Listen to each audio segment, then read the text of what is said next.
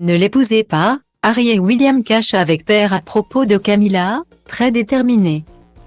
Contrairement à ce que beaucoup imaginaient, le prince Harry et le prince William, les garçons nés du mariage entre Charles III et Lady Diana, n'étaient pas fermement opposés au mariage de leur père et de leur belle-mère.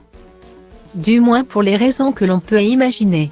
Comme le fait savoir le prince Harry dans ses mémoires publiés le 10 janvier dernier. Les frères préféraient faire renoncer leur père pour des questions d'image publique. Conscient du gros effort qu'il demandait à Harry et William, le roi Charles, encore prince à l'époque, avait pris soin de demander l'autorisation à ses fils pour obtenir leur bénédiction concernant sa relation avec Camilla, quand il nous l'a demandé.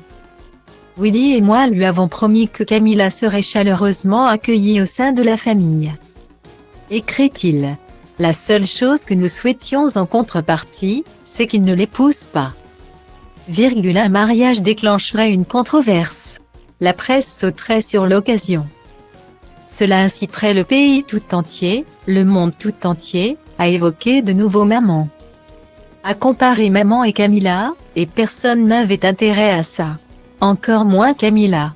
Guillemets. Les deux fistons ont alors poursuivi, nous vous soutenons. Nous acceptons Camilla. Mais s'il vous plaît, ne l'épousez pas. Contentez-vous d'être ensemble, papa.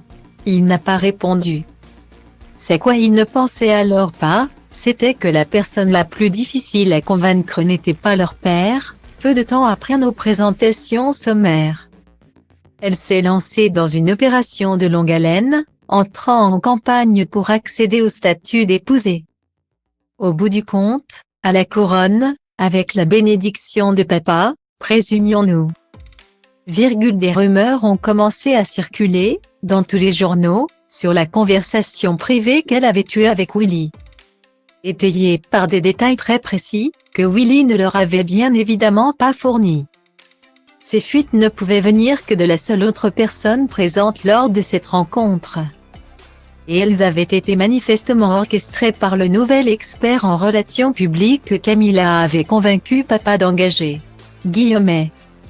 Le 9 avril 2005, le prince Charles et Camilla Parker Bowles se disaient oui devant la famille et les admirateurs de la couronne. Une cérémonie loin des événements fastueux organisés pour les autres couples des Windsor. Charles et Camilla ayant déjà été mariés tous les deux avant leur union commune. Mais ce qui fut une journée de fête chaque année depuis leur échange de vœux est désormais bien triste depuis l'année 2021. Le même jour, il y a bientôt 2 ans, le prince Philippe mourait à l'âge de 99 ans. Une disparition qui a bien assombri l'anniversaire de mariage de Charles et Camilla.